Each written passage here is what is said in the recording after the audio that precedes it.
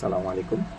আজকে দুটো কথা বলবো। কথাগুলো হচ্ছে যারা লাইফে স্ট্রাগল করতেছেন, প্রতিনিয়ত যুদ্ধ করে যাচ্ছেন, বলতেছেন এত কষ্ট করতেছি, এত এত এত পরিশ্রম করতেছি, আম, কোনো আশানুরূপ ফলই পাচ্ছি না। তাদের উদ্দেশ্যে কোরআনের দুইটা আয়াত শোনাবো। আল্লাহ পাক বলছেন যে ফাইন্না মাআল উসরি ইউসরা, নিশ্চয়ই কষ্টের পরেই রয়েছে স্বস্তি। তো এত এত এত টেনশন কিসের, হ্যাঁ? আর আল্লাহ পাক আবার বলছেন এইটা, এই আয়াতটা সবসময় দরকার হয় মোবাইলের স্ক্রিনে লিখে রাখবেন অর্থসহ।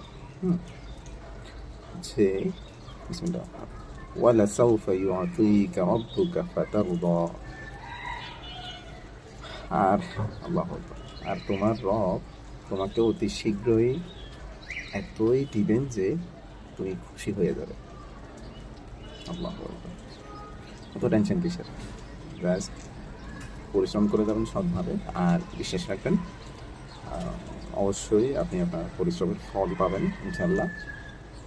এই তো আপনাদেরকে রিমাইন্ডার দেওয়ার জন্য শেয়ার করলাম।